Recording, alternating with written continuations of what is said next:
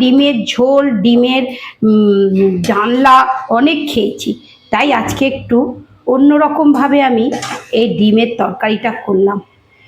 আজকে আমি বন্ধুদের দেখিয়ে দেবো একটা নতুন রকম ডিমের তরকারি। ডিমের তরকারি ঠিক নয়, একটু অন্যরকম। সবসময় তো আমরা করে থাকি অন্যরকম করে করি, সবসময় ডিমের ঝোল, ডিমের কারি আর এ করে থাকি। আজকে আমি একটু অন্যরকমভাবে ডিমের তরকারিটা করব।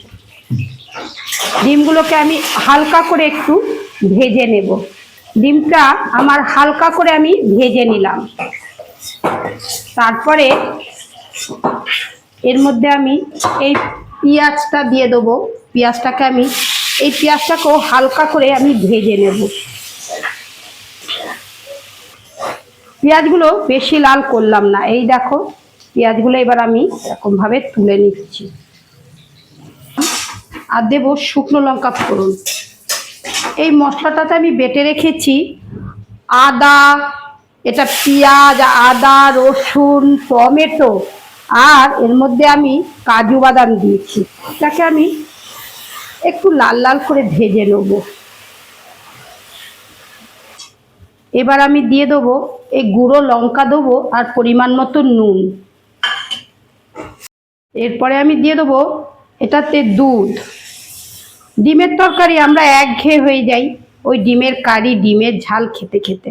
এই ডিমের তরকারিটা একটু অন্যরকম। আর অল্প করে আমি একটু জল দিয়ে দেবো। ফুটলে তারপরে আমি ডিমটা দেব। এবার আমি এই যে ডিমটা আর পেঁয়াজটা ভেজে রেখেছি এটা দিয়ে দেবো। আমরা ডিমের কারি, ডিমের ডালনা খেতে খেতে একঘেয়ে হয়ে গেছি। এটা একটু ফুটলে তারপর এটাকে নামাবো। এই দেখো বন্ধুরা, এইরকম পেঁয়াজগুলো আরেকটু হবে। এটা আরেকটু হলে যখন তেল ছেড়ে দেবে তখন এটা রান্না হবে। এটা নাম দিতেই পারি ডিমের রেজালা। এবারে তোমরা বলবে আমার নাম দেওয়াটা ঠিক কিনা, না তোমরা কিছু নাম দেবে সেটা তোমরা ঠিক করবে।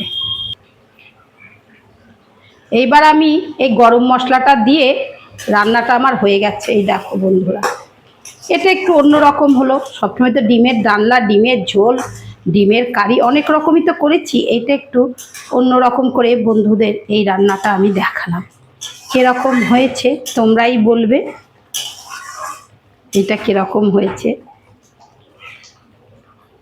তোমরা কমেন্ট করে আমায় জানাবে। ডিমের কারি, ডিমের ঝোল, ডিমের জানলা অনেক খেয়েছি, তাই আজকে একটু অন্যরকমভাবে আমি এই ডিমের তরকারিটা করলাম। এটা তোমরা বলো যে আমার নাম দেওয়াটা ঠিক আছে কিনা। দেখতে কিন্তু খুব লোভনীয় হয়েছে, খেতেও কিন্তু খুব সুন্দর হবে আমার ডিমের রেজালা।